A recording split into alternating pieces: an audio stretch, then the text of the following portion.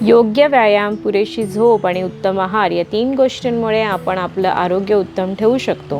हे लहानपणीच पुस्तकातून खरं तर कळलं होतं, पण हे उमजायला वयाची 35शी उलटावी लागली. जर आपल्याला कोणी गृहीत धरलं तर आपल्याला राग येतो ना. मग आपलं शरीर खूप छान चाललं आहे म्हणून आपल्या शरीराला जर आपण गृहीत धरलं तर काय होईल याचा कधी विचार केला आहे का आपण?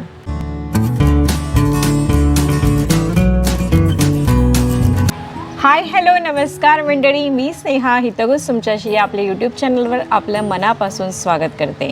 आज 7 एप्रिल वर्ल्ड हेल्थ डे निमित्त तुम्हा सर्वांचं आयुष्य निरोगी राहू दे हीच इच्छा व्यक्त करून या ब्लॉगची मी सुरुवात करते. पूर्वी ना माणसांची साठी उलटली की माणसाला असं वाटायचं की पुढचं आयुष्य हे बोनस लाईफ असेल. पण आता मी बघते आजूबाजूला की लोकांची 40शी उलटली की आजारपणाला खरी सुरुवातच होते. म्हणजे असं एकही घर नसेल की जिथे BP, शुगर, थायरॉईड याचे पेशंट नसतील.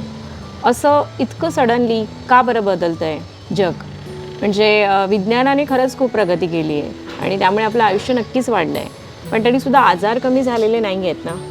या प्रश्नाचं उत्तर तुम्ही कधी शोधायचा प्रयत्न केला आहे? बरेच वेळा ना असं वाटतं मला की आपण सगळेच जण खूप रेसमध्ये धावतो आहे. पैसे कमवण्याच्या नादामध्ये आपण इतका संघर्ष करतो आहे, इतकं काही करतो आहे की त्यामध्ये बरेच वेळा आपल्या शरीराला आपण गृहीत धरत चाललो आहे. आणि मला वाटतं हेच खूप मोठं कारण आहे की आपली बदलणारी जीवनशैली आणि याच खऱ्या कारणामुळे आपण बरेच आपले आजार आपल्यावरती ओढवून घेतो आहे. आज आपण सगळेच रेसमध्ये धावत आहोत. आपल्यापुढे अशी बरीच काही उदाहरणं असतात की त्यांनी खूप सक्सेस कमवलेला आहे आणि आपल्याला त्यांचा सक्सेस दिसतो, त्यांचे कष्ट दिसतात. दिवस रात्र करून काम केलं पाहिजे हेच आपल्याला शिकवलं जातं आणि हेच आपण पाहत असतो. पण त्यासाठी बरेच वेळा आपल्या झोपेकडे आपण लक्ष देत नाही. झोप ही अत्यंत महत्त्वाची गोष्ट हे आपण विसरतो. 7 ते 8 तास पुरेशी झोप मिळणं आपल्या शरीराला अत्यंत गरजेचं असतं हेच आपण विसरतो. जगप्रसिद्ध शास्त्रज्ञ अल्बर्ट आइन्स्टाईन पण रोज रात्री 10 तास झोपायचे. झोप आपल्या मेंदूची कार्यक्षमता वाढवतो. मूड आणि आरोग्यसुद्धा झोपेमुळे सुधारते. पुरेशी दर्जेदार झोप नियमितपणे न मिळाल्यामुळे अनेक आजार आणि विकारांचा धोका वाढतो. यामध्ये हृदयविकार आणि स्ट्रोकपासून ते लठ्ठपणा आणि स्मृतिभ्रंशसुद्धा आहे. म्हणूनच उत्तम झोप घेण्यासाठी गरजेचे आहे की आपला मोबाईल आपल्यापासून दूर ठेवणं आणि लवकर झोपायची सवय लावणं. आज मी बऱ्याच लोकांना पाहते ज्या माणसांनी पूर्ण आयुष्यभर कष्ट घेतले, रिटायरमेंट झाली आणि मिळालेला पैसा सर्व आपल्या आजारपणामध्ये खर्च झाला. मी त्यांना त्यांचा पैसा त्यांच्या आनंदासाठी खर्च करताना पाहिलं नाही.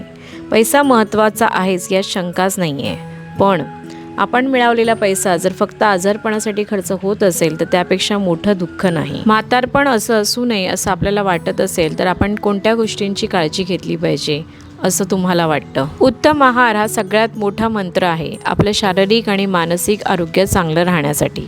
बॅलन्स डाएट घेणं गरजेचं आहेच. तुमची बॅलन्स डाएटची संकल्पना नेमकी काय आहे? म्हणजे डाळ, भात, भाजी, उसळ, कोशिंबीर, चपाती, दही म्हणजे बॅलन्स डाएट का? आपल्याला गरजेचे मायक्रोन्यूट्रियन हे 3 प्रकारचे असतात: प्रोटीन, फॅट्स आणि कार्ब. आपल्या शरीराला प्रोटीनची गरज असते, पण ही गरज असते कशासाठी हे आधी आपण समजून घेऊया. मी अशा कितीतरी व्यक्तींना पाहते ज्यांना गुडघेदुखीचा त्रास असतो, ज्यांना चालणंसुद्धा कठीण असतं. हे नेमकं कशामुळे होतं? कारण प्रोटीन पुरेशा प्रमाणामध्ये शरीरात नसल्यामुळे शरीरातले जे मसल्स आहेत ते लॉस होतात. म्हणूनच आपले मसल्स स्ट्रॉंग करण्यासाठी प्रोटीनची गरज असते. ज्याप्रमाणे एखाद्या झाडाला फळ फूल येण्यासाठी सूर्यप्रकाश, पाणी, हवा, माती याची आवश्यकता असते, त्याचप्रमाणे आपल्या शरीराला योग्य न्यूट्रियनची गरज असते. जर आपल्या जेवणाचा विचार केला तर डाळ, भात, भाजी, चपाती याच्यामध्ये 80% कार्ब्सचं प्रमाण आहे आणि 20% फॅट्स आहे. जर तुम्ही नॉनव्हेज खात असाल तर तुम्ही आठवड्यातून 2दा चिकन, मासे किंवा मटण खात असाल, पण थोड्या माशाबरोबर 2 ते 3 चपात्या किंवा भाकरी जर खात असाल तर त्याला तुम्ही बॅलन्स डाएट असं म्हणाल का? गुडघेदुखीचं हे फक्त मी तुम्हाला एकच कारण सांगितलं, पण प्रोटीन आपल्या शरीरात असण्यासाठी बरीच कारणं गरजेची आहेत. WHO गाईडलाईननुसार जर आपल्या शरीराचं वजन हे 60 kg असेल तर 1 किलो मागे 0.8 ग्रॅम ते 1 ग्रॅम मिनिमम प्रोटीन खाणं गरजेचं आहे. तर आता तुम्हीच तुमच्या शरीराच्या वजनानुसार कॅल्क्युलेशन करू शकता आणि तुमचा आहार तुम्ही ठरवू शकता. एका पूर्ण अंड्यापासून 6 ग्रॅम प्रोटीन मिळतं. 100 ग्रॅम पनीरमागे 20 ग्रॅम प्रोटीन मिळतं. पाव किलो दहीमागे 10 ग्रॅम प्रोटीन मिळतं. चीज स्लाइस जर तुम्ही खात असाल तर 5 ग्रॅम प्रोटीन मिळतं. चिकनमध्ये 25 ग्रॅम ॲव्हरेज प्रोटीन असतं. त्यानंतर फिशमध्ये 18 ते 20 ग्रॅम ॲव्हरेज प्रोटीन असतं. मटनमध्ये ॲव्हरेज 30 ग्रॅम प्रोटीन असतं. जर तुम्ही नॉन व्हेजिटेरियन असाल तर चिकन, मटन, मासे, अंडी तुमच्या आहारात असायला हवे.